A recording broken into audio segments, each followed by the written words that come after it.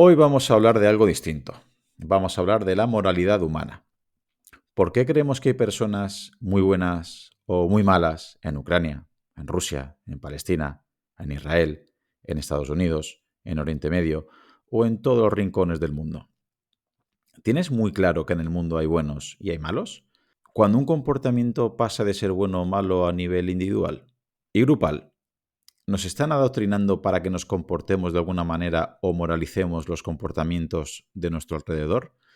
Para esta entrevista, como ya te he adelantado, diferente, bastante diferente, os traigo a Pablo Malo, psiquiatra y autor de Los peligros de la moralidad, un libro que desafía nuestra visión del bien y del mal. Hoy le preguntaré cómo la moral puede ser tanto una fuerza para el bien como un arma peligrosa. Muy bienvenido, Pablo. Muchísimas gracias por estar aquí. Hola, muchas gracias por invitarme, Claudio, a esta charla, a esta conversación sobre un tema que tanto me gusta, que es la moral. Sí, es un tema que imagino que te gusta, que te apasiona, que dominas. De hecho, vamos, el libro que acabo de comentar es una oda a esta moralidad, ¿no? Y explicas muy bien los pros y los contras. Y creo que nos ayuda mucho a los que no conocemos este tema a abrirnos los ojos. Así que me gustaría, como introducción al concepto de moralidad, que estoy seguro que hay muchísima gente que nos está viendo, nos está escuchando y cree que lo sabe, intuye que lo sabe, pero en el fondo está un poquito sesgado. ¿Cómo podrías definir la moralidad y cómo influye? Sobre todo me gustaría que nos dijeras, Pablo, cómo influye en nuestras decisiones cotidianas. Vale, mira, antes de contestarte la pregunta, me gustaría hacer una aclaración previa, porque me ha pasado ya en otras entrevistas y ahora muchas veces cuando empiezo la entrevista tiendo a hacer esta aclaración. Como el libro que he escrito se llama Los peligros de la moralidad, la gente se queda con la idea de que yo pienso que la moralidad es mala Ujú. y que es un peligro. Cuando, si la gente lee el libro va a ver lo que ahí digo, que la moralidad tiene un lado bueno y un lado malo. Entonces, para los oyentes que no han leído el libro y Ujú. que pueden pensar que yo estoy diciendo que la moralidad es mala, primero querría aclarar que la moralidad tiene un lado bueno. La moralidad es imprescindible para vivir en sociedad. Podría haber escrito un libro que se llamara Las maravillas de la moralidad. La moralidad nos hace ser cooperativos, empáticos, bueno, pues altruistas, el que funcione todo, porque si no nos mataríamos unos a otros si no hubiera una moralidad. Yo mato al que me cae mal y violo al que me gusta y no sé qué. Entonces no podríamos vivir en sociedad. Entonces la moralidad es imprescindible y tiene un lado bueno. Ese lado lo conoce todo el mundo y de eso hablamos, y esa idea de que hay que ser morales y de que hay que tener una moral y que tenemos que ser moralmente buenos, pues es conocida. Entonces yo me he centrado en la otra cara de la moral, que es que esa misma moral que nos hace ser buenos, también nos puede hacer ser malos. Y esto ya es contraintuitivo y la gente se extraña. Entonces dice, ¿cómo va a ser mala la moral? Es lo que nos diferencia de los animales y es lo que eso, tengamos derechos humanos y cooperemos y tal y cual. Y les digo yo, sí, claro, eso es verdad, pero los animales tampoco tienen genocidios, tampoco tienen asesinatos en masa, tampoco tienen gulags, tampoco tienen holocaustos. Y una buena parte de la causa de los gulags, de los holocaustos y de la violencia moralista es la moral. Es cuando nosotros creemos que tenemos la razón, que estamos legitimados para castigar a personas que pensamos que son malas y se lo merecen. Y entonces nuestra propia mente moral, nuestra propia moralidad, nos lleva a ser malos. Que de esto igual hablamos más adelante. Pero bueno, que quede claro un poquito que para mí la moralidad es un arma de doble filo, es una moneda con dos caras. Tiene una cara buena, que favorece, es un instrumento, ahora vamos a hablar, para la cooperación humana, pero también es nuestra moral, nuestra mente moral es tribal, es punitiva y tiene unas características que nos puede llevar a castigar y hacer el mal pensando que hacemos el bien. Entonces, esa era la primera precisión, un poquito para que no se lleve la gente un poco la impresión de que pienso que ser moral es malo, ¿no? Puede ser malo, y tenemos que estar atentos y tenemos que estar un poco alerta de que nuestras convicciones morales nos pueden llevar a cometer barbaridades, a hacer actos malos, como ha pasado a lo largo de la historia, ¿no? Entonces, ¿qué sería la moralidad según yo la concibo?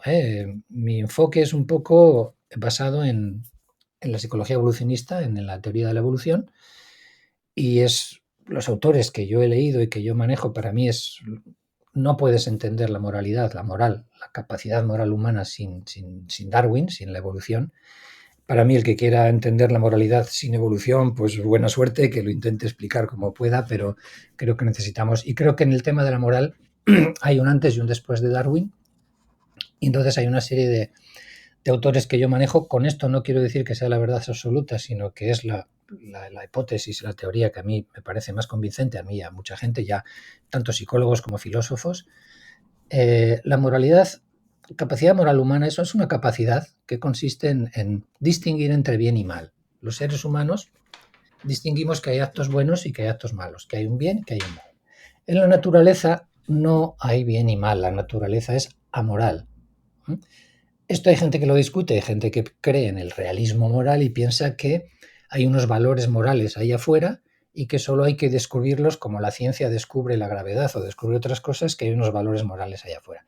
Desde luego esto a mí no me convence en absoluto. Ahora iremos hablando a lo largo de la charla. Entonces la moralidad sería la capacidad humana de distinguir entre bien y mal, ¿de acuerdo? Es una capacidad, digo, humana porque otros animales que sepamos no la tienen, lo mismo que no tienen la capacidad de hablar. Entonces, la capacidad de hablar para el lenguaje nos puede servir como analogía, yo creo, bastante buena para hacernos una idea de lo que es la moralidad. Entonces, la moralidad sería una serie de herramientas, tanto biológicas, con un componente genético y biológico y evolutivo resultado de la evolución, unido a otras herramientas más culturales. ¿Y cuál sería la diferencia? Pues mira, si pensamos un poco en el tema del lenguaje, tenemos una capacidad para el lenguaje, ¿de acuerdo? Los animales no pueden hablar. Tú no le puedes enseñar a un perro que hable. Entonces hay un hardware para poder hablar. O sea, tenemos que tener un hardware previo y hay una serie de genes y cosas y enfermedades que si tienes, hay familias donde hay alteraciones en genes, en el FOXP2 y no sé qué, y entonces tienen problemas para hablar, para articular, etcétera. Hay un hardware. Y luego hay unas lenguas que son diferentes en cada parte del mundo, unos hablan chino, otros hablan español, pero esas diferentes lenguas corren sobre un hardware que es común, que es la capacidad humana de hablar, de tener un lenguaje.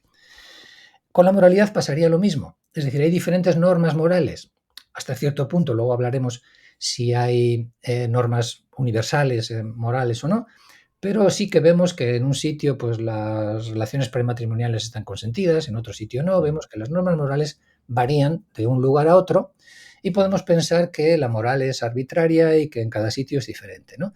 Entonces, son como diferentes idiomas, las normas morales seguirían diferentes idiomas, pero corren sobre un hardware biológico, evolucionista, evolutivo, que hace que nosotros podamos distinguir bien de mal, que hace que nos enfademos cuando vemos a alguien hacer el mal, que tengamos una indignación moral, que la moral nos mueva tanto. La moral casi es una especie de emoción. Cuando vemos a alguien hacer el mal, nos hierve la sangre, es algo que es como muy instintivo, muy intuitivo, y muchos juicios morales se discuten en filosofía, en psicología moral, hasta qué punto la moral se basa en la razón, se basa en lo intuitivo. Aquí los filósofos y psicólogos discuten, pero hay un componente muy intuitivo y muy emocional en la moral, que no es solo racional, no es que piensas, voy a hacer estas normas, como dices, voy a ir por la derecha, voy a ir por la izquierda. No, las convicciones morales no son como las convenciones de que hay que ir por la derecha, por la izquierda, o hay que vestir zapatos, o cuando vas a una fiesta, o etiqueta. No, las convicciones morales son mucho más profundas, nos hacen sentir que lo que nosotros consideramos bueno, que es universal, que todo el mundo tiene que ver eso como bueno, lo consideramos objetivo. Si tú piensas que el aborto es malo, lo piensas y te dicen ¿por qué? Y pues, ¿cómo que por qué? Pues porque es malo, o sea, esto es claro que es así, no puedes matar a nadie, son convicciones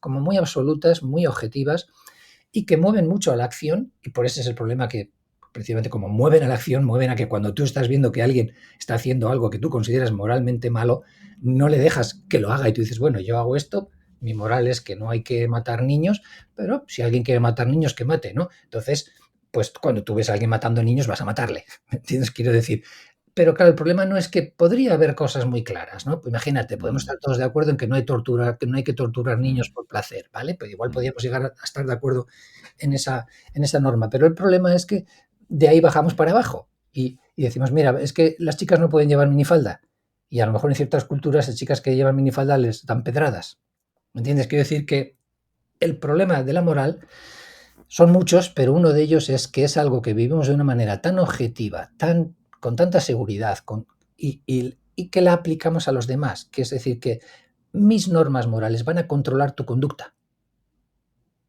Tú vas a poder hacer lo que yo, con mis normas morales, te deje o no te deje hacer.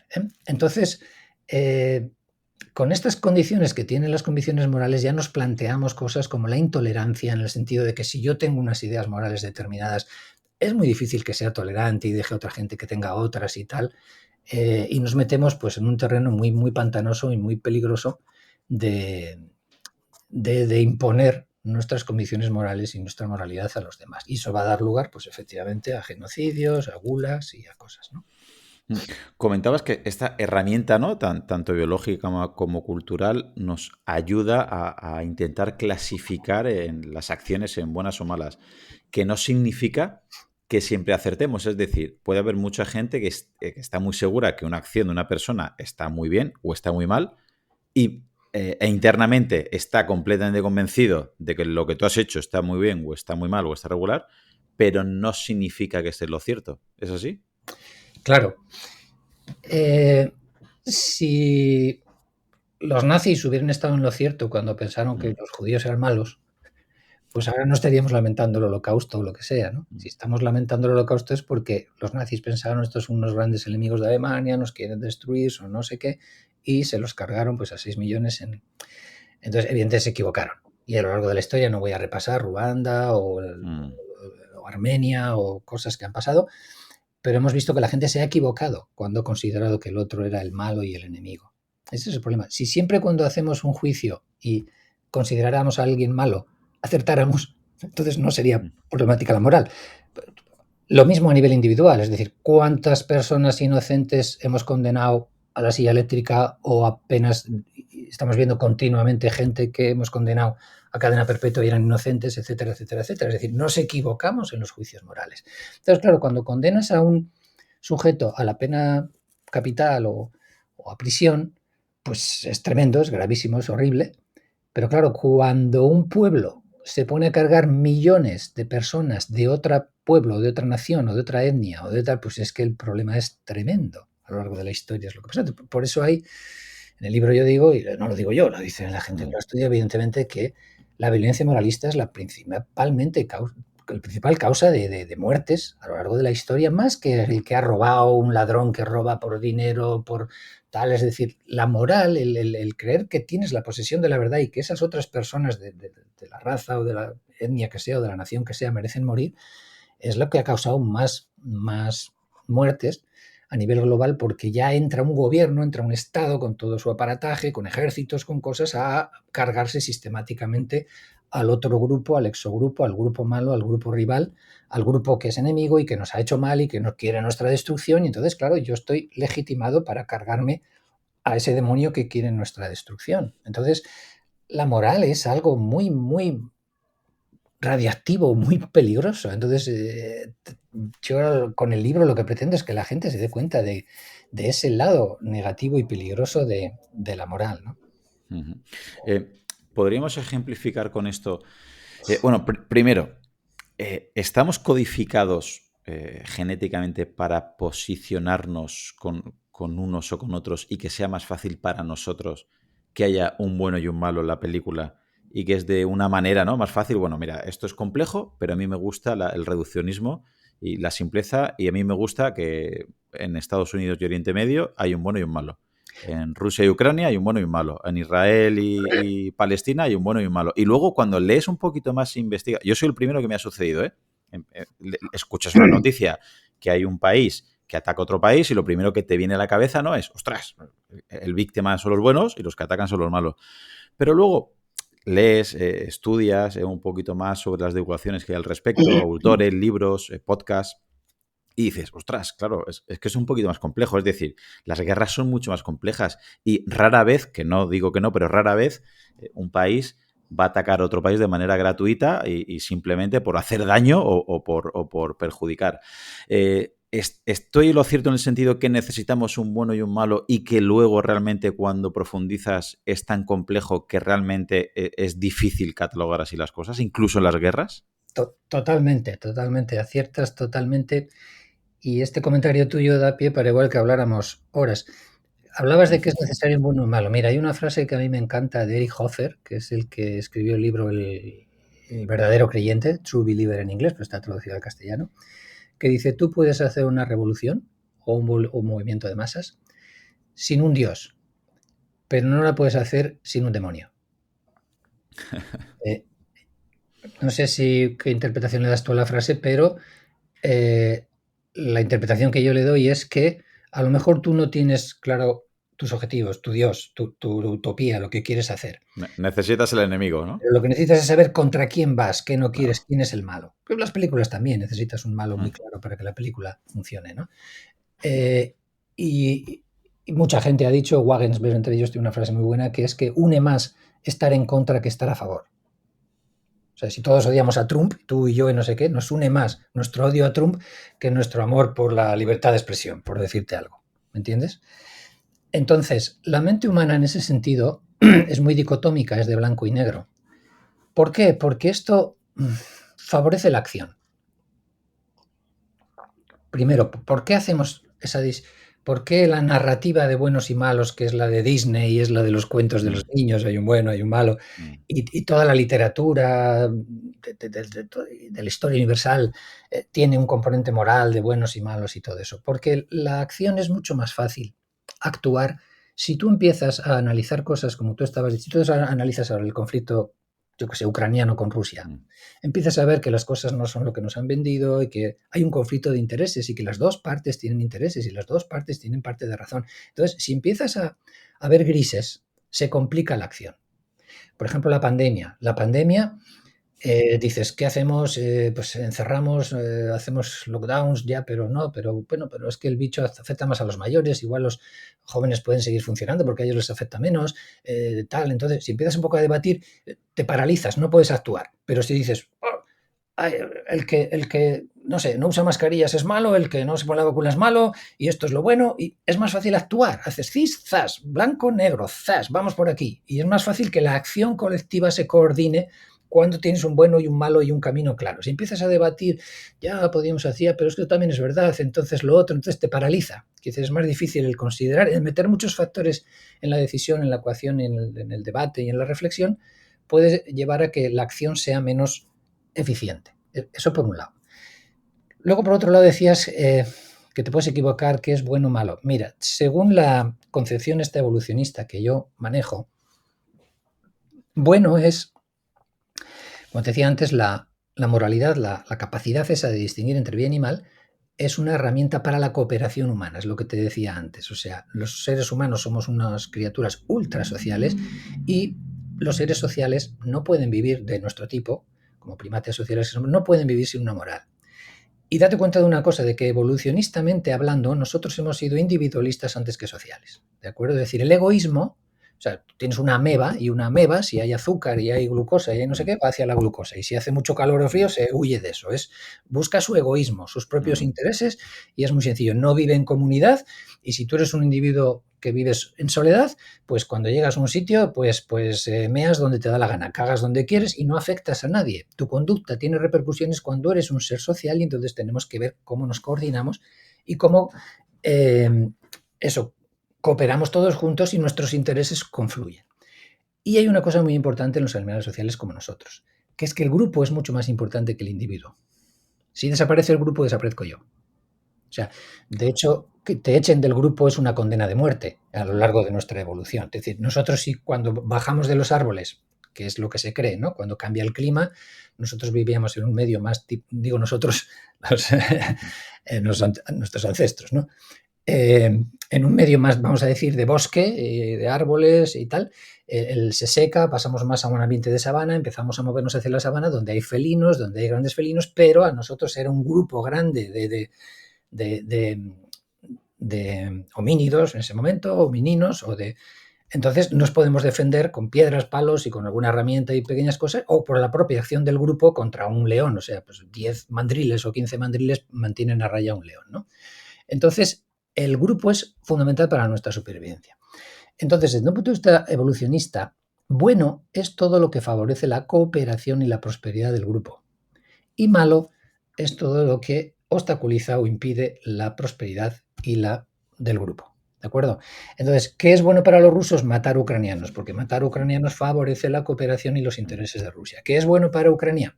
Matar rusos, porque es lo que favorece los intereses de Ucrania. Entonces dices, no va a haber nunca una misma cosa que consideramos todos bueno o malo. No, porque para lo que coopera cada grupo, los objetivos que tiene cada grupo son diferentes. Y en el momento que son diferentes, jamás y Israel no pueden tener los mismos valores morales. Para Israel bombardear e intentar acabar con Hamas y tal es bueno y es lo que favorece la supervivencia del grupo israelí, que ellos ven a Israel amenazado y que les quieren echar de ahí, al mar, etcétera, y acabar con ellos, y están luchando por su supervivencia y están luchando por su grupo. Entonces, lo que en un momento dado matar gente para ellos es actuar en propia defensa, y actuar en propia defensa se considera positivo porque es para los intereses de tu grupo y tal.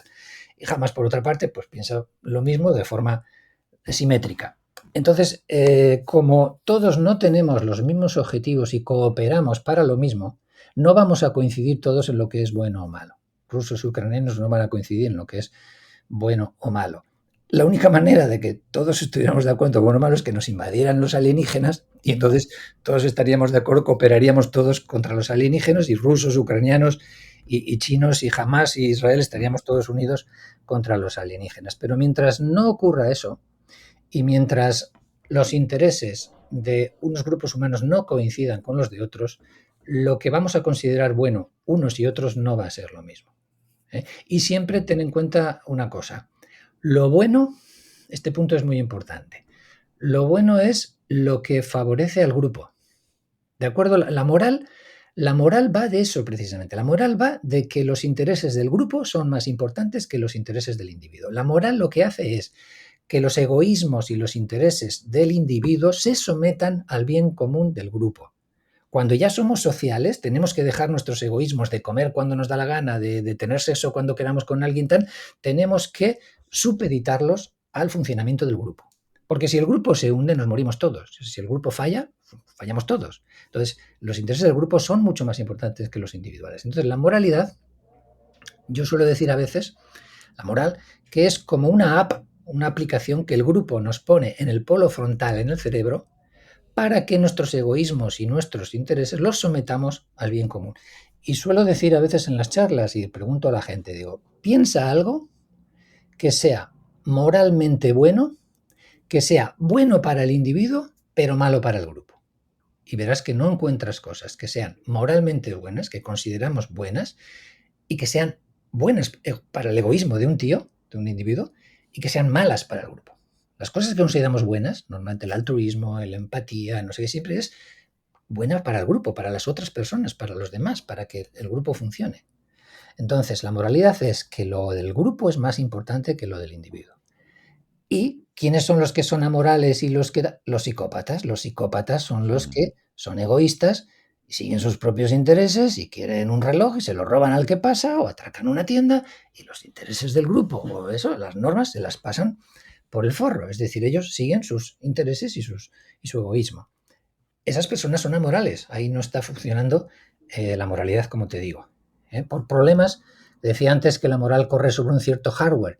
Y ahí tienes los psicópatas para demostrarnos esto de que cuando hay alteraciones en el cerebro, cuando ha habido tumores o ha habido cosas, han fallado los funcionamientos morales, porque el polo frontal es muy importante para el funcionamiento de la moralidad, ¿no? Por ejemplo. Entonces, punto importante, lo bueno es lo que es bueno para el grupo. Se trata de que los egoísmos individuales se supediten al bien común. Luego puede ser, voy a aprovechar que te tengo aquí como psiquiatra y mira, me vas a pasar consulta ahora en esta duda que tengo.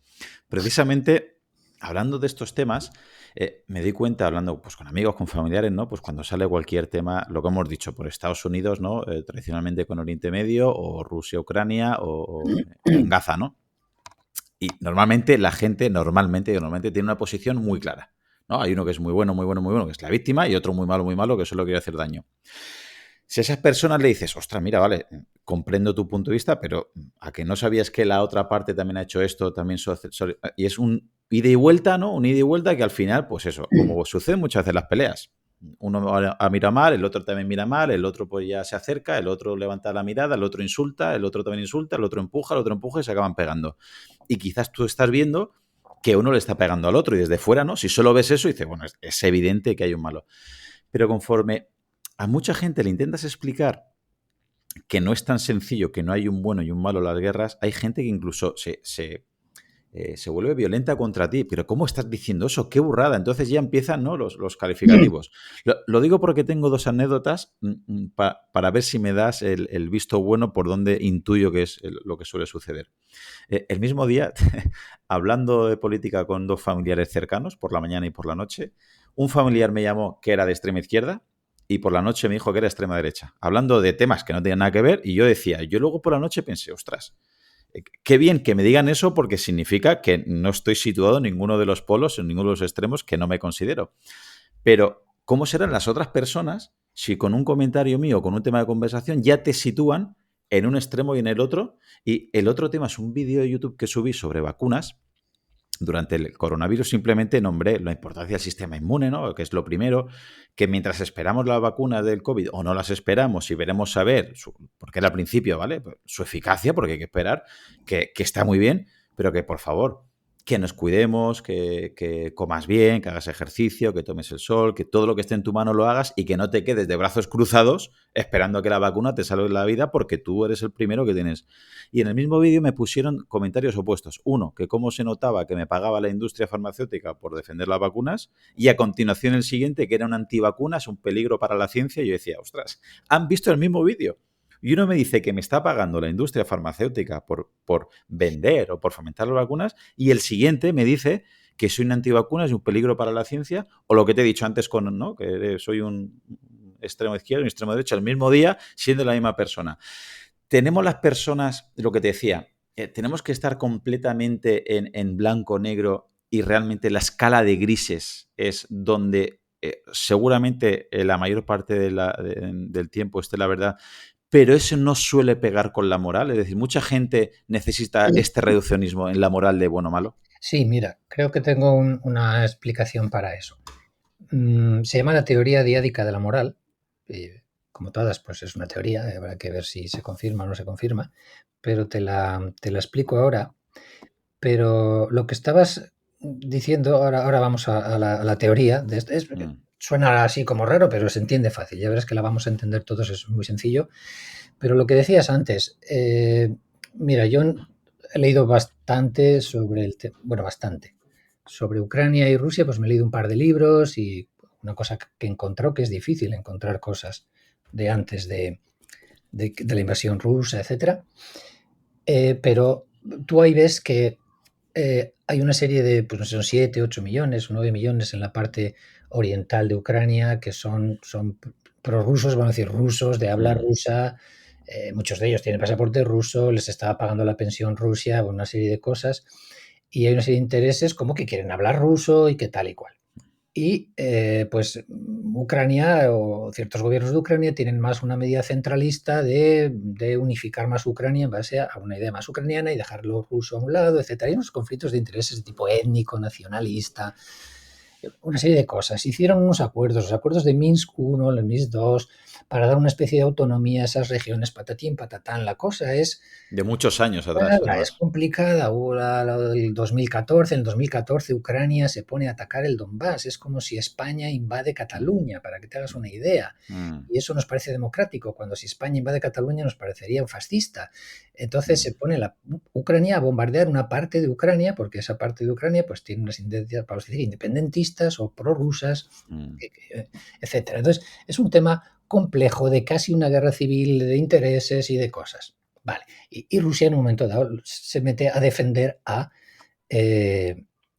esas personas que son rusas o hablan ruso, etcétera, que yo creo que si esas personas fueran israelíes, pues Israel y Rusia fuera Israel, Israel habría entrado a defender a los suyos. Si fuera Rusia fuera Estados Unidos y esos 8 millones de personas Claro. fueran estadounidenses, habrían entrado a defenderlos. Más luego tienes, por ejemplo, el tema de la OTAN. Viene Rusia diciendo hace muchos años que no expandan la OTAN y que no se la metan en su cocina y en mm, su cuarto de baño y que no quiere misiles al lado de su frontera. Y es que mm, Estados Unidos dice lo mismo, tiene la doctrina Monroe y hasta en las Islas Solomon, que están a 10.000 kilómetros de Estados Unidos, se ha mosqueado porque los chinos querían poner una base en unas islas que están a 10.000 mm. kilómetros de Estados Unidos y dijo que sí, China ponía una base ahí, que se iban a enfadar, iban a hacer no sé qué, y Estados Unidos no Tal cual. admitiría misiles en México ni en Canadá. Y dice, si tú Mm, no los admites ahí, ¿por qué tiene Rusia que admitirlos en Georgia o en Ucrania? Vamos a hablar, vamos a cómo conciliamos conflictos. Esto es complejo, lo que tú estás claro. diciendo. Entonces, pues a mucha gente no se le explican estas cosas o no las lee o no las sabes. Y dicen, no, mira, se levantó un día Putin y dijo, voy a invadir Europa, soy Mm, imperialista, soy el nuevo Hitler y voy a invadir toda Europa, voy a invadir Europa hasta Cádiz porque me gusta mucho Cádiz y quiero quedarme allí, hacerme una dacha en Cádiz y me mm, voy a invadir toda Europa, que es falso. Lógicamente, Putin no quería invadir otras ciudades ni nada por el estilo. Lo que ha hecho ha sido defender a una serie de personas, un colectivo. Bueno, entonces, ¿por qué nos resulta tan difícil el admitir grises y que estos tienen razón aquí, pero mira, por este lado esto también es verdad y esto es así, y cómo cedemos aquí? ¿Por qué nos resulta tan difícil? Pues mira, hay una hipótesis, una teoría, que es la teoría diádica de la moral, que dice que nuestra mente moral tiene una plantilla y esa plantilla es muy sencilla, es de blanco y negro, como tú estabas diciendo. La plantilla consiste, la plantilla que tenemos de qué es una ofensa moral es un perpetrador o un ofensor o una persona, un agente que hace un daño intencionado a un paciente, a una víctima. ujú, Un agente hace un daño intencionado a una víctima. Y entonces, el que hace el daño eh, queda encasillado como perpetrador, como culpable, como agente, como el que hace la acción y es agente. Y la víctima no tiene ninguna responsabilidad y no tiene agencia y solo tiene capacidad de sufrir y de sentir. ¿Mm? Y cada uno queda etiquetado en un punto. Y entonces, mm, de manera que si tú en un momento dado te han etiquetado, por lo que tú decías, porque se ha visto una pelea y se ha visto que tú eras el que pegabas y no sé qué, y te han etiquetado de agresor, ya se acabó. Tú no le puedes dar vuelta a eso. mm, ¿Entiendes? Quiero decir, por ejemplo, una cosa que está pasando con las cuestiones de hombres y mujeres. Es decir, en la violencia entre hombres y mujeres, los hombres son los que en más ocasiones son violentos contra las mujeres y tal, y se han quedado ya con la etiqueta de que ellos... Entonces, cuando tú dices, oye, que hay parejas donde es la mujer la que le pega al hombre, no, pues eso no entra en la cabeza de nadie, eso no puede ser. Es decir, los hombres son los que pegan, las mujeres son las que sufren. No es posible que sea al revés. ¿eh? Y entonces lo que ocurre en muchos conflictos internacionales y en muchos conflictos políticos es esa pelea por quién es la víctima. Porque en el momento en que te consideran víctima, tú ya tienes una superioridad moral claro. y nadie se puede meter contigo. Tú estás arriba en la jerarquía, en el estatus. Ya no te pueden tocar. Es decir, como ha pasado ahora, en este plano que te estoy diciendo de hombres y mujeres, las mujeres están arriba en la jerarquía, son las víctimas, son las que han sufrido la violencia de los hombres, y entonces ya contra las mujeres no puedes ir de manera. Tú no puedes decir que las mujeres también son agresoras, o que las mujeres también cometen Mm, infanticidios, no. O sea, las mujeres son solo víctimas, nunca hacen nada malo, todo lo malo lo hacen los hombres. Y en el conflicto de Israel-Jamás o lo que sea, pues se da esa lucha también.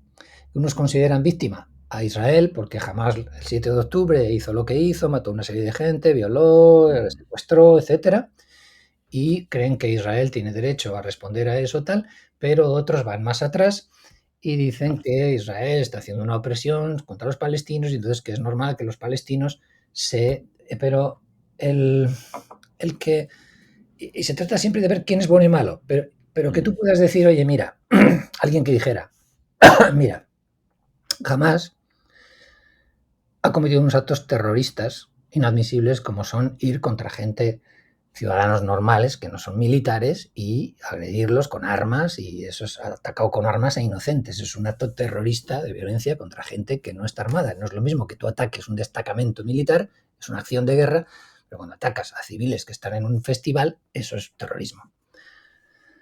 Y a la vez puedes decir, mira, Israel ha podido hacer acciones militares de tal y tal, pero a la vez cuando, yo qué sé, cuando coge bulldozers y se carga las casas de los familiares de alguien que Claro, supuestamente era terrorista, eso es terrorismo, está atacando a gente civil desarmada que no ha cometido nada. Y eso no es un acto de guerra, eso es terrorismo. Y si tú empiezas a matizar cosas de unos y de otros, pues nos metemos en un lío. No, no, no, no, quítale, estos son los buenos, estos son los malos. ¿Me entiendes? ¿Por qué? Porque nuestra mente es muy diádica, es blanco-negro, es yo necesito un opresor y una víctima. Todo lo que necesito es lo que quiero saber. No me vengas con, no, es que este opresor, los hombres también sufren cosas y tienen desventajas y tienen más suicidios y acaban más en la calle viviendo y tienen más accidentes laborables. No, no, no, los hombres viven bien y son los que oprimen a las mujeres, no tienen problemas. Los hombres no tienen ninguna desventaja ni ninguna discriminación. O sea, tiene que ser blanco o negro. Y es como estamos viendo la guerra de Ucrania, como estamos viendo la guerra de Palestina, y es como un sesgo que tiene la mente humana a la hora de evaluar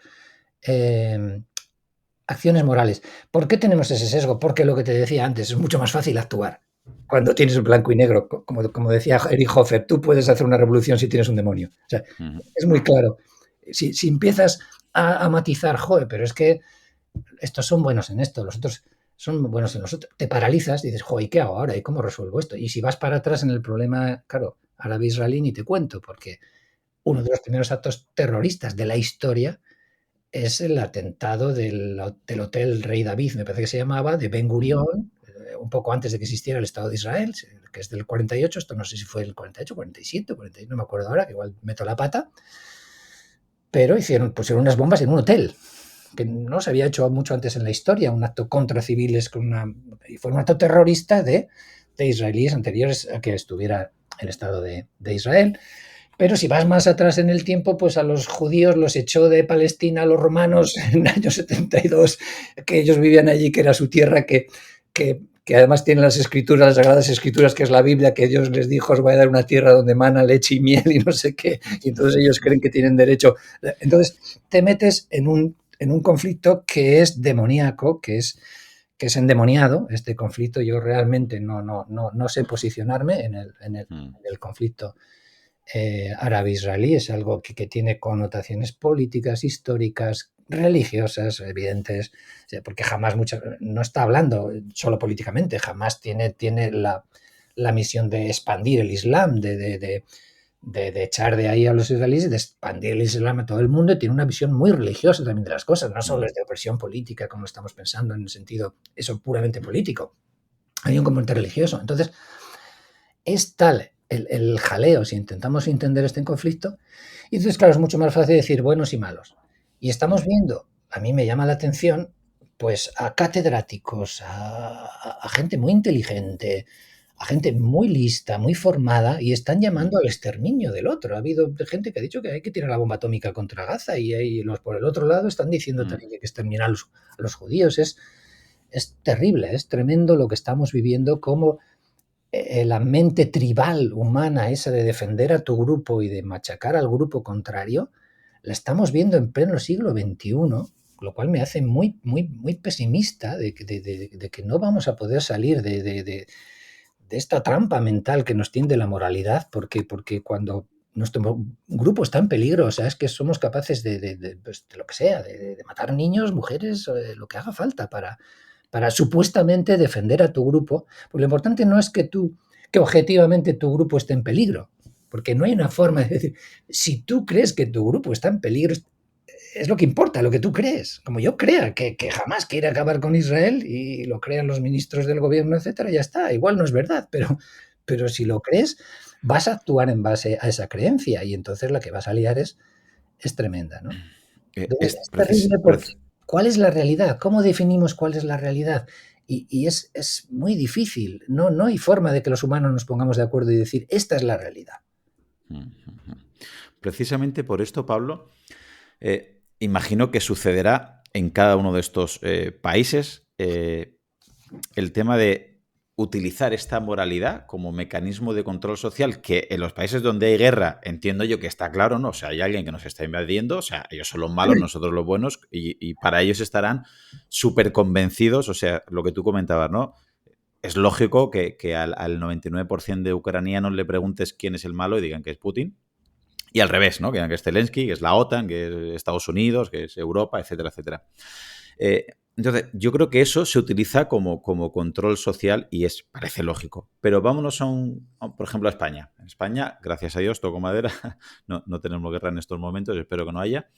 Pero, ¿tú crees que nuestros políticos de todos los bandos y colores utilizan también esta moralidad para lo que tú comentabas, ¿no? Para que haya un demonio. Yo, por lo que veo, corrígeme, ¿vale? Tú escuchas a los políticos y no te están vendiendo nada suyo, no promueven, no promocionan nada nuevo. Lo que es constantemente, por lo menos sale en las noticias, que eso obviamente lo que vende es buscar ese demonio, ¿no? Es decir, os estoy diciendo que el otro es el demonio por esto y por esto, y el otro hace lo contrario. Y al final la gente, las conversaciones de familia, el café que te tomas con los amigos o con la familia, es eso. O sea, no he escuchado a nadie que hable de que el partido político que él apoya o ha votado o últimamente le gusta más, o el que sea, da igual, está fomentando A, B o C, sino lo que comentan es lo malo que es el tuyo o el demonio que es el otro y están haciendo una guerra. Creo que han entendido lo que tú estás comentando y están buscando, ¿no?, demonios comunes para echar a los leones y es más fácil, corrígeme, que si tú y yo somos rivales en psiquiatría, vamos a imaginarlo, es más fácil que yo tenga más seguidores si te echo mierda hablando mal y pronto a ti y publico lo malo que eres, que te has equivocado, o que eres mala persona, o que has hecho mala ciencia, es más fácil que yo tenga seguidores o más aplausos que si yo me dedico a investigar y a hacer buena ciencia. ¿Van por ahí los tiros? Claro. Mira, has dicho una cosa importante, que es que la moral es un arma de control social. Sirve para controlar a la gente. Y, a ver, esto no es nuevo. Quiero decir, nada de lo que estoy diciendo es nuevo porque es la mente moral humana, ¿no? La mente moral humana es así desde que somos humanos. Como te decía antes, un ratito que hemos hablado antes, tus normas morales las aplicamos a los demás y les decimos no uses minifalda, no hagas aborto, no hagas no sé qué. Es decir, la moral nos permite constreñir la conducta de los demás por determinados caminos que nos puedan venir bien. ¿eh? Y la moral les va a ser un palo, una amenaza de decir, como tú no hagas estas cosas o no pienses estas cosas, o no consideres estas cosas, vamos a ir a por ti, porque te vamos a considerar malo moralmente y ya podemos ir a por ti, por ejemplo. Claro. Entonces, eso ha pasado a lo largo de la historia, pues los reyes, las élites, los reyes se han aliado con el Papa y entonces él es el Papa que era de autoridad divina, Dios que hablaba por medio de tal, pues le decía, pues es que esto lo ha dicho y lo ha dicho el rey y hay que hacer esto y lo otro y tal. Y así al rebaño lo vas conduciendo por unas normas morales que serían eso, unas vallas que te van llevando por cierto. Esas vallas son las normas que te están encaminando, tú vas a circular por aquí. Esto tiene una contrapartida, que es que los seres humanos siempre hay una lucha entre la imposición de unas jerarquías, de unas... sí, de que haya unos que mandan y unos que obedecen. Se necesita que haya gente que mande pues para organizar las cosas y todos mandamos en una lucha, tiene que haber un jefe, un director, tiene que haber una jerarquía, ¿no? Pero a la vez el ser humano es contradictorio porque por una parte impone jerarquías, pero por otra parte tumba jerarquías. Nos resistimos contra los que nos imponen jerarquías y las élites. Y entonces ahí hay una lucha constante ahí entre élites que quieren controlar a los que están abajo y los de abajo que se están rebelando contra las élites. Y ahí la moral es un arma. Las élites están diciendo, usan normas morales y trucos, no, vamos a hacer así porque veis, esto es lo bueno y les intentan meter y los sacerdotes nos dicen que para que las masas digan que sí, pero luego las masas sacan sus propias normas morales, dicen, no, porque no es justo, porque nosotros somos pobres, no tenemos y vosotros, y entonces hay que cambiar las normas morales, y es como una carrera de armamentos donde las élites van imponiendo unas normas y los de abajo se van resistiendo y eso va a dar lugar también a una evolución moral, ya hay un cambio de normas y una lucha ahí, una lucha de armas, una escalada de armamentos de tipo moral, pero también hay otro tema, que es que hay lucha entre élites. Hay gente que quiere, gente poderosa o de cierto nivel, que quiere desplazar a los que mandan y ponerse ellos. Y entonces muchas veces lo que hacen es utilizar la moral. Y decir, no, vosotros sois de derechas, sois muy anticuados y ahora la moral es la mía, la ideología de género, tenemos que promocionar esto y tú no piensas eso, por lo tanto es un anticuado, yo soy el guay, yo soy el moderno, soy el que soy más moral, el que tiene la supremacía moral. Y si yo eh, consigo esa supremacía moral, desplazo al otro. Entonces, en esas luchas de poder, a lo largo de la historia y a lo largo de grupos sociales, grupos políticos también, quiero decir, tú en un momento dado, los políticos se han dado cuenta de lo que te he dicho antes, Claudio, de que la moral moviliza, emociona, de que mueve a las masas, te hace participar activamente en la política más que la razón. Entonces lo que buscan es esto es el demonio, esto es muy malo, vamos a por él. Entonces se dan cuenta de eso y entonces utilizan cada vez más la moral en la vida política, la están moralizando. En vez de dedicarse a la gestión de la cosa pública, que debería ser probablemente la política, es decir, venga, ¿qué necesitamos? Más farolas, más bancos. Oye, el IPC ha subido, tenemos que bajar las hipotecas, tenemos que hacer no sé qué, gestionar el dinero público, etcétera, etcétera. Eso es aburrido, eso no moviliza a nadie, eso no interesa. Pero si dices, wow, fulano es un nazi, fíjate, quiere matar, que no sé, que no se cree en el cambio climático y entonces vamos a morir todas las generaciones futuras porque este es un demonio y un Hitler y no sé, wow, pues toda la gente se mueve y les movilizas y tal.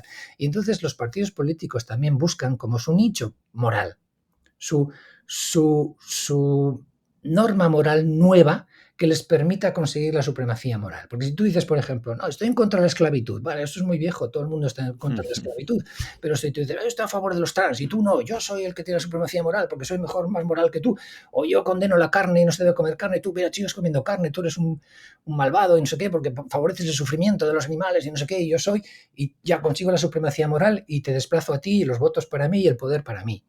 Hay toda una lucha. Entonces la moral se utiliza como arma en todos estos contextos y más que intento explicarte un poquito. ¿Me entiendes? Porque va a subyugar la conducta de tus rivales y de las masas que tú quieres en el momento controlar.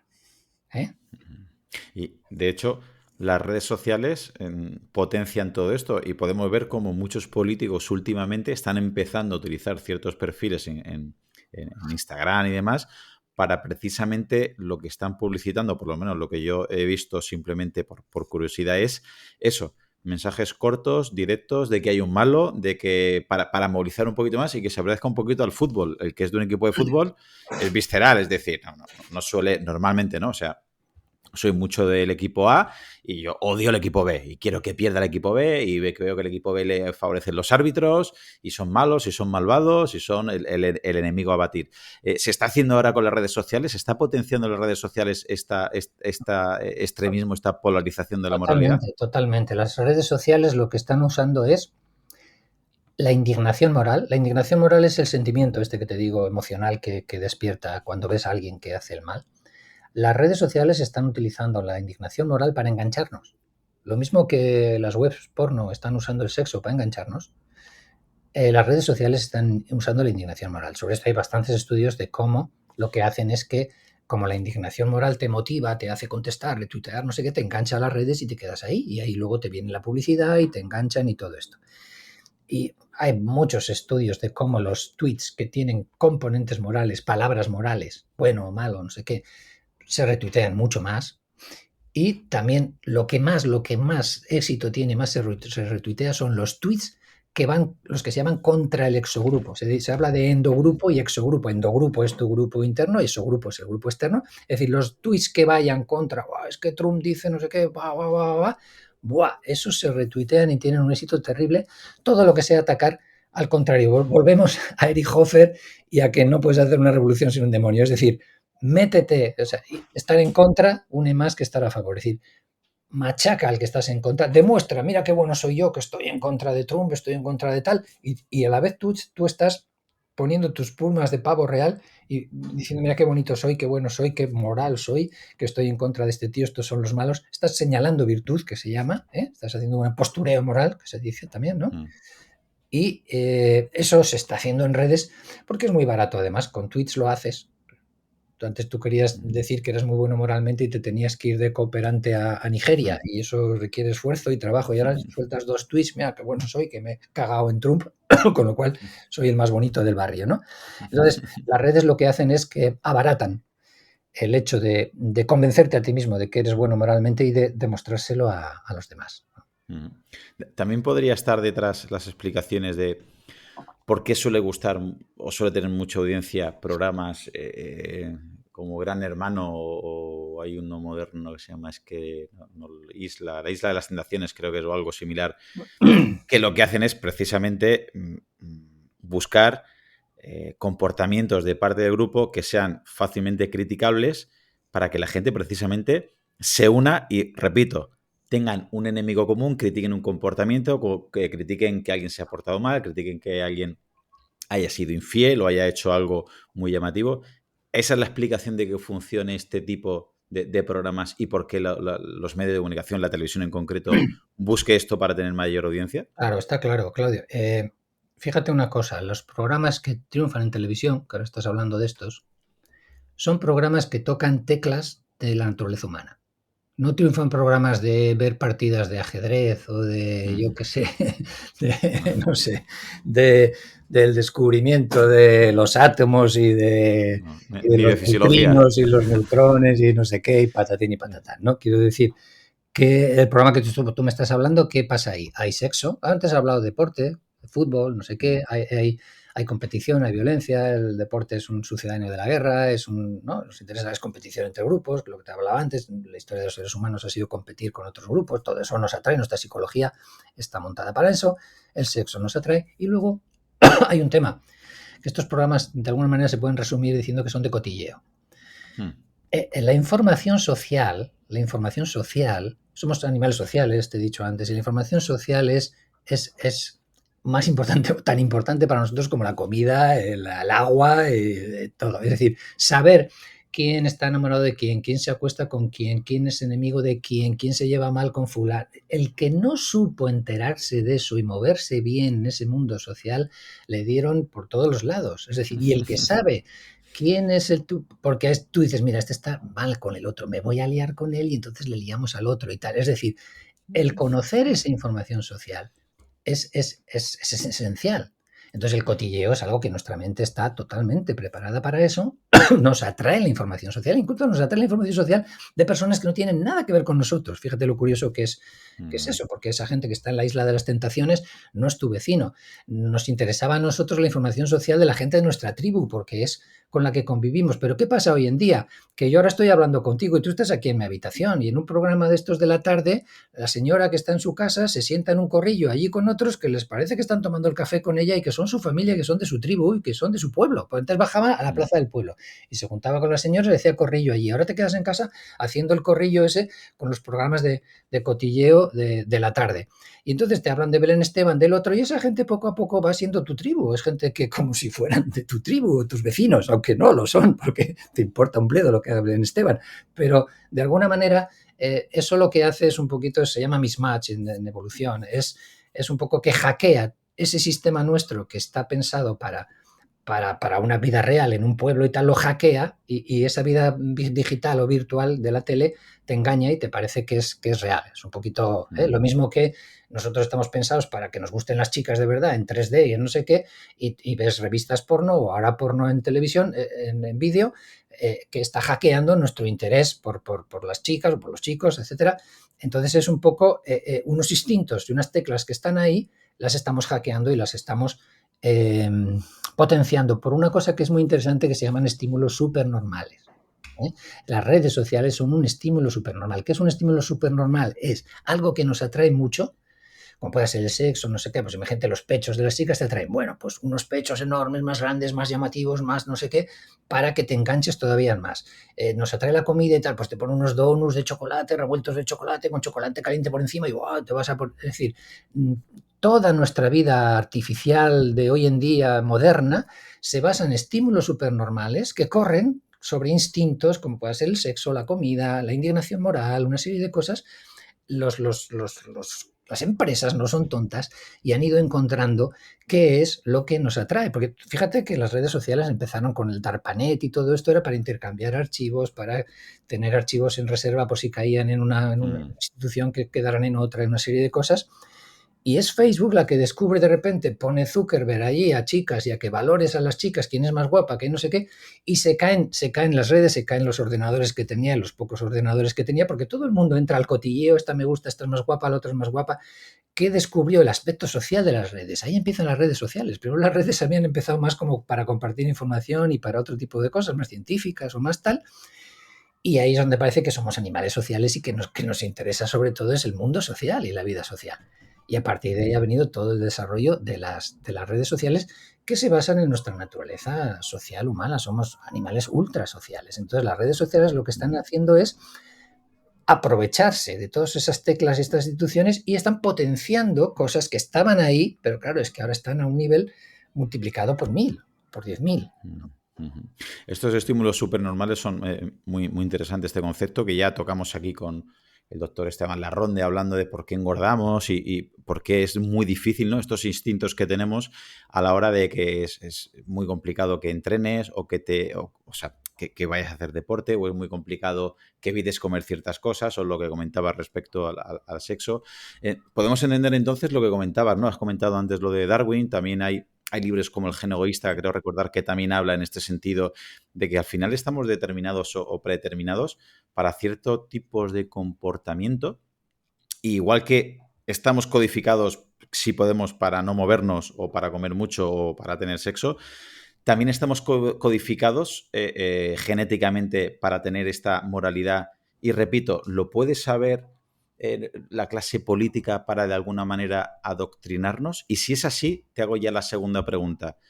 ¿Nos podemos amoralizar o desmoralizar? No, desmoralizar no queda bien. Amoralizar. ¿Nos podríamos amoralizar en caso de que yo diga, no me queda claro el mensaje de Pablo, pero me leo su libro? Una vez ya me queda claro, ostras, voy a hacer una autocrítica y voy a intentar no tener esos juicios de valor de que esto es bueno o es malo, comer este tipo de alimentos, porque nos podríamos entrar en veganos, vegetarianos, cetogénicos, carnívoros, etcétera, etcétera, y voy a verlo todo con una escala de grises. ¿Es fácil o se podría moralizar este tipo de juicios? Bueno, primero lo que decías, los partidos políticos o las empresas o tal se dan cuenta de eso. Yo creo que todo esto que te estoy diciendo, por ejemplo, el descubrimiento de las redes sociales, creo que ha sido por serendipia, ha sido por casualidad, ha sido prueba y error. O sea, es ir probando y han dicho, anda, esto gusta a la gente.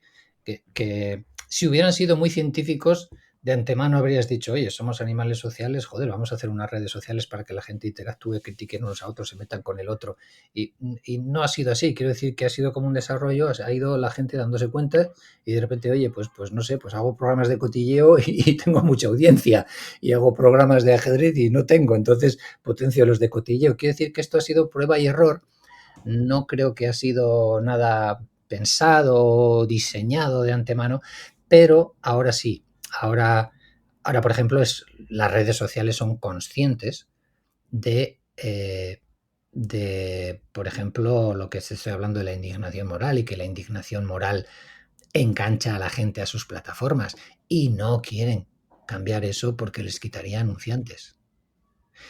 Y, por ejemplo, otra tecla que no hemos tocado, pero la tecla del estatus. Los seres humanos somos los seres humanos, los primates en general, también los grandes simios, somos animales ávidos de estatus. El estatus para nosotros es incluso, vamos, casi te diría más importante que el sexo, sin casi. Entonces, pues eso se usa ¿dónde? Pues por ejemplo en Instagram.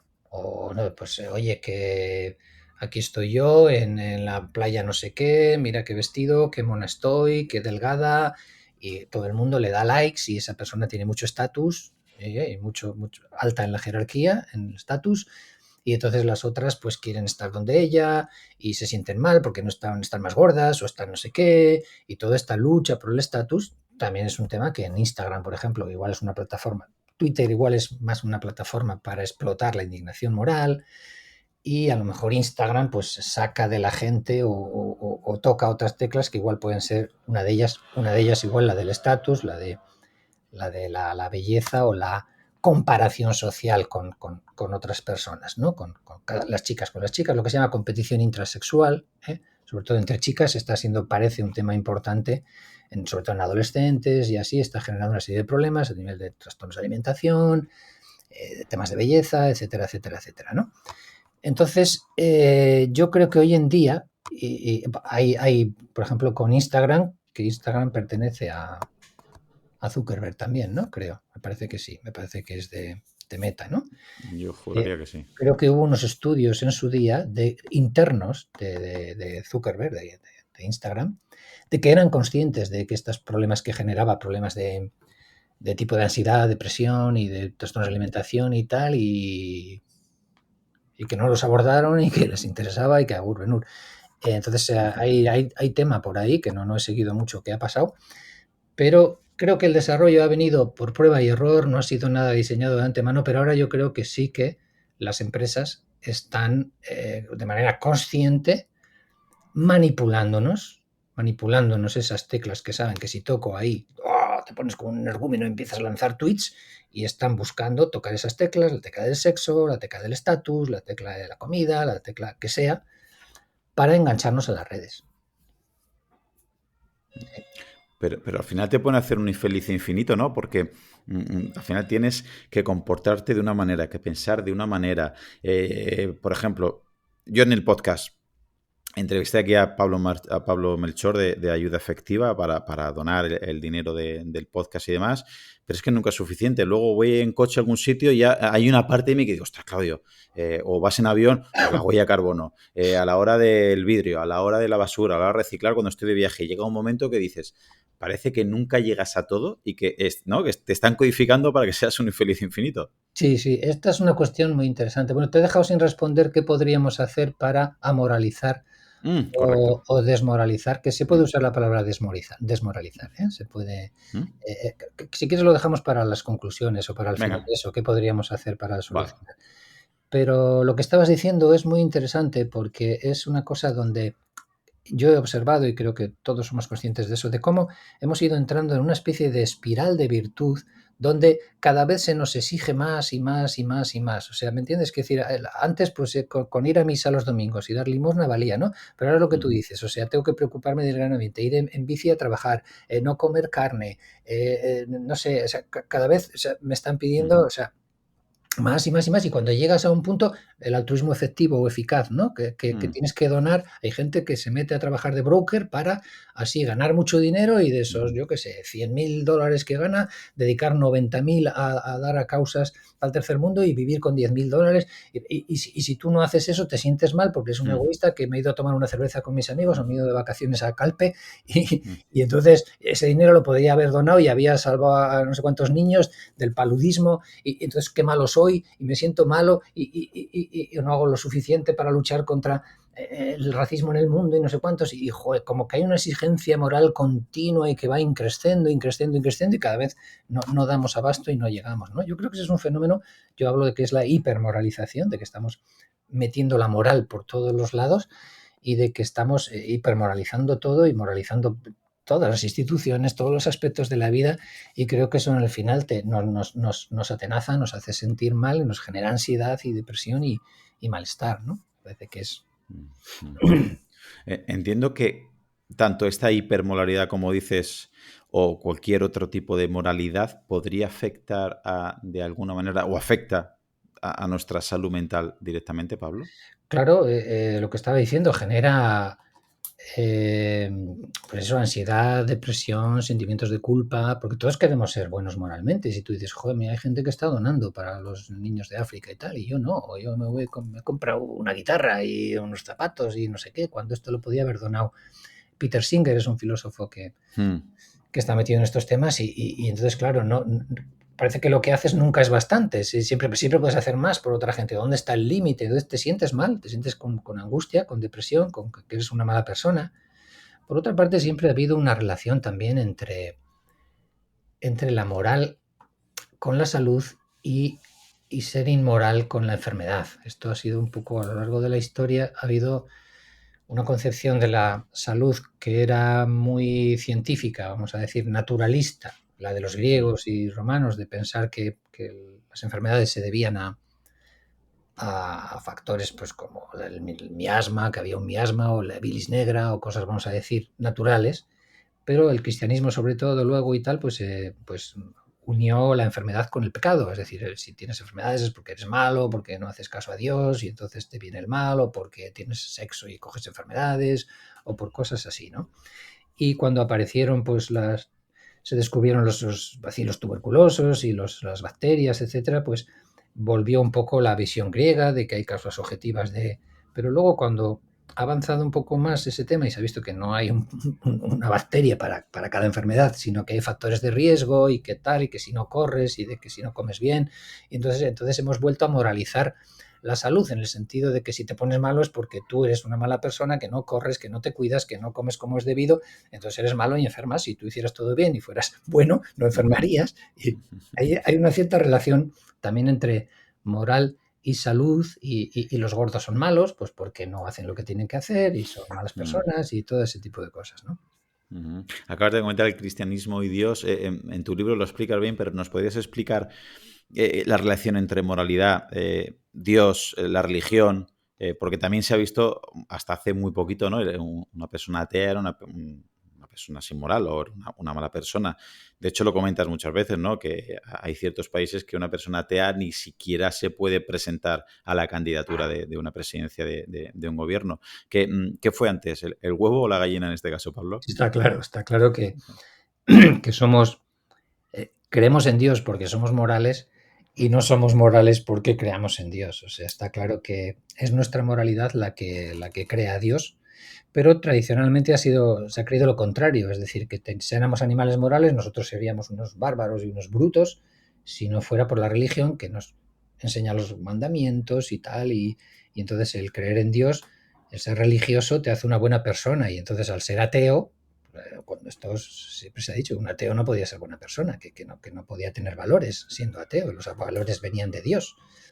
Esto evidentemente es falso de toda falsedad, y los valores los tenemos como seres humanos que viven en sociedad, que te decía, en un grupo, y que necesitas tener esos valores, pero el creer en una especie de autoridad moral que lo ve todo, que nos está vigilando lo que haces y tal, parece una de las hipótesis de cuál es la función de las religiones, o que, sobre todo las religiones que se llama de grandes dioses, de big gods, las religiones más moralistas, porque las primeras religiones, vamos a decir, eh, estas más primitivas de tribus tal, no eran tan moralistas, eran más casi espíritus que eran como los antepasados muertos, y había una serie de rituales y cosas con ellos, pero no creían en una especie de Dios que está controlando todo lo que haces y vigilando tu vida, y si no te portas bien te va a mandar al infierno y este tipo de cosas, ¿no? Entonces las religiones estas de grandes dioses, de moralizantes, se cree que cuando las sociedades crecieron mucho y ya no éramos pequeños grupos y ya éramos reinos o éramos imperios y unos no se conocían a otros, el que hubiera una especie de ojo que lo ve todo y que está controlando a ver si te portas bien o no te portas bien, podría a lo mejor ayudar a que la gente cumpliera las normas y funcionaran mejor esas sociedades que las que no tenían un Dios moralizante que estaba ahí castigándonos y controlando nuestras conductas, sobre todo para que, bueno, los vecinos no te ven, pero Dios te está viendo, y ahora igual te libras y te estás escapando del castigo, pero en la otra vida Dios va a venir y te va a castigar y tal. Entonces, todo ese tipo de creencias igual hacía que la gente, por miedo a esos dioses, pues fuera más moral. Igual esa es una función que han cumplido las religiones de este tipo, pero oyendo lo que decías, está claro que en el principio el hombre creó a Dios y no al revés. Y no al revés. Entiendo que sería unos buenos deberes que nos podríamos llevar a casa, es que por lo menos intentemos cuestionar nuestras creencias morales simplemente para saber si estamos en un sesgo que a veces puedes decir, no sé si ya me estoy pasando efecto placebo, como psiquiatra te pregunto, ¿eso es posible que haya sido así? Es decir, que después de empezar a leer de esta temática, obviamente después de leer tu libro y demás, y de profundizar por lo que comentábamos, ¿no? De las guerras, de Ucrania, de la Franja de Gaza y tal, luego decir, ostras, yo ahora que me di cuenta, ahora que reflexiono y hago autocrítica, o sea, no es por criticar, sino por reflexionar, yo tenía una creencia moral muy, muy, muy certera de que esto era blanco y resulta pues que es gris. O incluso voy más allá. Ostras, no, resulta que es negro. Y yo creo que es muy sano y muy revelador para uno mismo decir, mira, pues estaba equivocado. Y creo que, por ejemplo, a nivel de política, creo que lo deberíamos hacer, creo, esto ya es una opinión que no vale para nada, muchos, ¿no? Porque mucha gente es de un partido político, de una ideología, y muchos le dices, vale, dime algo que ha hecho mal a los que votas en los últimos 20 años, o sea, no hoy, esta semana. Y mucha gente no es capaz de decírtelo. Dices, ¿no te das cuenta que a lo mejor estás un poquito cegado? Porque yo comprendo que diga, no, esta es mi ideología, ¿vale? Lo tengo claro. Ojo, han hecho mal y hacen mal esto y esto.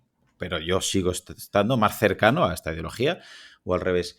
¿Crees que es bueno, que es necesario, que es, iba a decir, saludable cuestionar nuestras creencias morales? Claro, claro. Pues, si he escrito el libro es un poquito con esa idea, ¿no? De que todos en un momento dado nos planteemos que podemos estar equivocados, ¿no? Creo que eso sería muy sano. Ahora el tema es, ¿podemos vivir así? ¿Podemos vivir con la duda, sin esa seguridad? Lo que te decía antes, es mucho más operativo.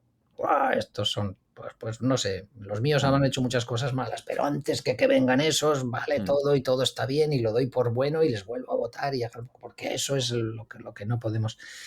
No sé, los tiros deberían ir por ahí, que seamos capaces de creer que otra gente se ha equivocado a lo largo de la historia, que nosotros podemos también pues estar equivocados y desmoralizar las cosas, Claudio, en el sentido que antes nos ha quedado pendiente, de bajar los temas, todos los temas, bajarlos a los intereses y hablar de intereses y de cómo podemos, es decir, en vez de, a ver, ¿tú crees que un hombre que se siente mujer es una mujer y no sé qué?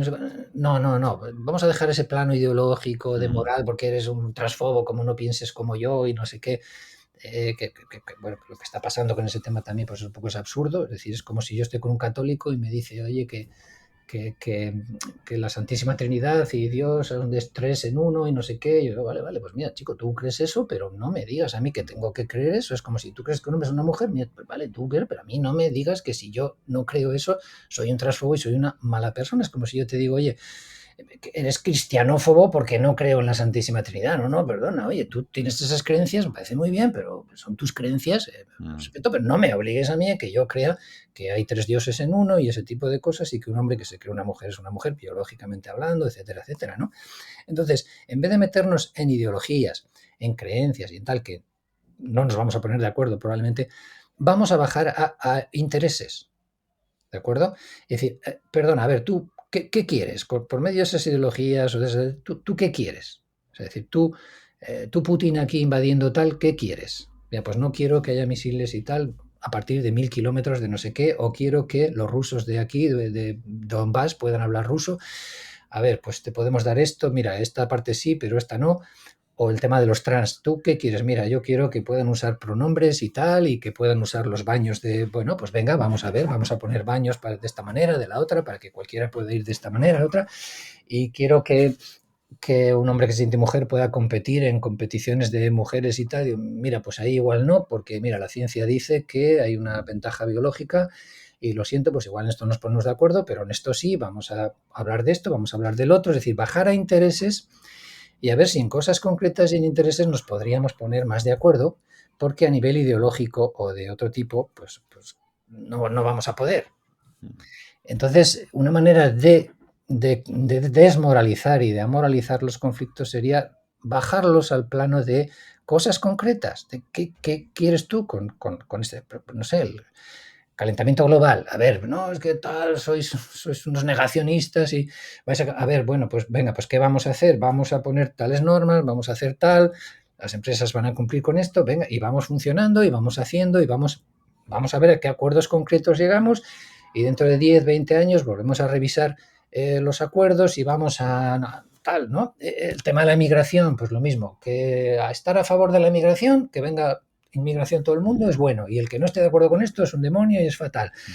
No, ni puede venir todo el mundo, ni toda la inmigración es mala, ni toda la inmigración es buena, y tenemos que poner normas y a ver cuánta gente llega. Yo estaría encantado que viniera todo el mundo, toda África y todo el mundo aquí, pero todos no pueden ser. Vamos a ver cómo llegamos, cómo conciliamos estos intereses de unos con los de otros, es decir, bajar al plano de cosas concretas y ver que hay limitaciones, que hay conflictos y llegar a compromisos, intentar llegar a acuerdos, ¿no? Y no esa posición más similarista de que tienes que creer esto, esta es la verdad y como no creas esto, eres un Hitler, ¿no?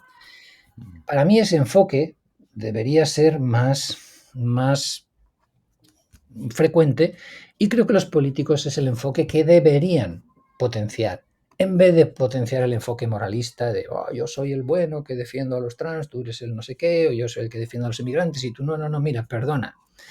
La inmigración es un problema y tú y el otro que os hemos puesto ahí para que resolváis problemas, que es lo que debe hacer un partido político, os vais a sentar y vais a buscar una solución a este problema de la inmigración y vais a poner unas normas y vais a poner unos límites y vamos a poner una forma de funcionar, porque esto no puede ser. Y no os levantáis de ahí hasta que pongáis unas normas porque es vuestro trabajo y os pagamos para eso. Pero no, con señalar que yo soy el bueno, yo quiero que venga todo el mundo y el que no, tal. Pues no, es muy complicado el problema de la migración, como cualquier problema, como Ucrania, como no te digo Israel jamás, etcétera. Todo es complicado. Entonces tenemos que ver que eso, que no es blanco y negro, y que tenemos que llegar a compromisos, que no hay soluciones muchas veces para los problemas, lo que hay compromisos, acuerdos por un tiempo, por una tal, y que iremos revisando, que iremos mejorando. Es una postura que yo creo que debería ser la que los partidos políticos promocionaran, que sería ceder en cosas y tú decir, mira, yo de mi programa político pido estas 100 cosas y tú pides esas otras 100, venga, pues vamos a hacer 50 de mi programa, 50 del tuyo, vamos a ver tal y en las siguientes elecciones a ver si hacemos mejor más votos y entonces se hacen 60 de las mías y 40 de las tuyas y patatín y patatán. Pero me parece que estamos muy lejos de eso, ¿no? Pero entonces no serían enemigos y seguramente no tendrían tantos votantes, ¿no? Es decir, si no, muchas veces se vota en contra del otro, no a favor de uno. Viven de eso, viven de la indignación moral, viven de enfrentarnos a unos con otros, porque la mente moral es muy tribal y es facilísimo enfrentarnos a unos contra otros. Lo que es difícil es ponernos de acuerdo en cosas y trabajar juntos por algo, para resolver los problemas. Pero eso es lo que deberían hacer los políticos, no es lo que hacen, es meternos en luchas morales de buenos y malos, cuando no es eso. O sea, yo lo que quiero es que haya casas para que los jóvenes se puedan comprar una casa. ¿Entiendes? Cosas concretas. Y quiero que la violencia y no sé qué disminuya, y quiero que no sé qué, y quiero que el paro también disminuya, y que haya no sé qué, y quiero que haya el PIB y el Producto Interior Bruto crezca, y que estemos bien, y que la sanidad funcione, y una serie de cosas. Y poneros a gestionar el dinero y invertirlo donde dé soluciones a la gente. Eso deberían hacer los políticos, pero están para enfrentarnos a unos contra otros continuamente. O sea, lo que estamos hablando antes, todo el día son tweets contra el otro, son declaraciones en televisión contra el otro. Cuando luego vas a la hemeroteca, y ellos mismos han defendido esas posturas hace una semana, un mes, un año, estaban diciendo unas cosas, ahora están diciendo otras. Y ahora de repente esto es bueno porque lo dice nuestro partido político, nuestro bando, y antes era malo, y vale todo con tal de que lo diga el de nuestro bando, ¿no? Y no tratamos igual lo que dice el de nuestro bando que lo que dice el del bando contrario. Funcionamos de una manera tribalista horrible. Habría que sacar ese tribalismo de la vida política, pero la vida política se basa en eso, en enfrentarnos a unos contra otros, y los políticos sí que lo saben muy bien, que eso es lo que les da. Si un político, no sé quién fue una vez, Juncker o alguien que dijo, yo debería decir esto, tal y tal y tal, cosas de una manera realista, pero como diga eso no me vota nadie. Y ellos lo saben, entonces tienen que provocar a la gente y tienen que enfrentar a la gente, y eso es lo que les va a dar, votos, ¿no? Muy bien, Pablo, pues hasta aquí la entrevista. ¿Dónde te podemos buscar para aquellos que quieran, pues como hemos visto, ¿no? Seguir tus publicaciones, sobre todo en Twitter, ¿verdad? En Twitter estás En Twitter, bastante sí, la red que más más uso es activo. Twitter, es @pitiklinov, con K y con V, Pitiklinov al final. Y el libro que hemos comentado, Los peligros de la moralidad, que está por ahí en todos los sitios, en Amazon y en todos los lados. También tengo Substack, una especie de blog y eso. En Substack, si me buscan Pablo Malo, pues también me encontrarán, pero sobre todo donde comparto lo que leo y lo que voy viendo es en Twitter. soy bastante activo en Twitter, bueno, unos días más que otros, y es ahí donde comparto cosas que leo que me llaman la atención y tal, sobre temas morales y de otro tipo en Twitter. ¿Suele tener buena acogida estos temas o hay mucho, al haber tanto extremismo, hay mucho crítica, mucho hater o mucho defensor ferviente? Yo la verdad no entro mucho a... Me parece que Twitter, a ver, me encanta Twitter, quiero romper una lanza a favor de Twitter, bueno, ahora con Elon, pero desde el principio, ¿eh? Quiero Mm. decir, sé que tiene muchísimas cosas malas, pero quiero aprovechar para romper. Yo le animaría a la gente a que esté en Twitter, sí, a la gente que sea curiosa o inquieta o que quiera saber más o que quiera pensar mejor o que quiera mejorar. A mí creo que me ha ayudado mucho intelectualmente y como persona Twitter, en el sentido de que cuando alguien plantea un tema, hay gente que les da otros puntos de vista, que a veces dices, joder, qué bien pensado está eso, no se me había ocurrido, la gente da argumentos, según a quien sigas, o sea, hay una parte de politiqueo y que es Mm. horrible, horrible, pero la gente que yo sigo, de psicólogos, de psicología moral, tal, y entonces surgen temas que a mí me enriquece mucho los puntos de vista, que los hilos, cuando vas viendo un hilo, lo que va comentando la gente, te pone pegas, te hace pensar de otra manera, entonces me parece muy interesante, es una herramienta para compartir. Cuando tú dices Steven Pinker, mira, este artículo es muy bueno, tal, si alguien importante te dice este artículo es bueno, te lo lees, yo me entero de cantidad de cosas por ahí, pero sin embargo no creo que Twitter es un buen sitio para debatir, Ujú. para reflexión, o sea, no puedes hacer una discusión.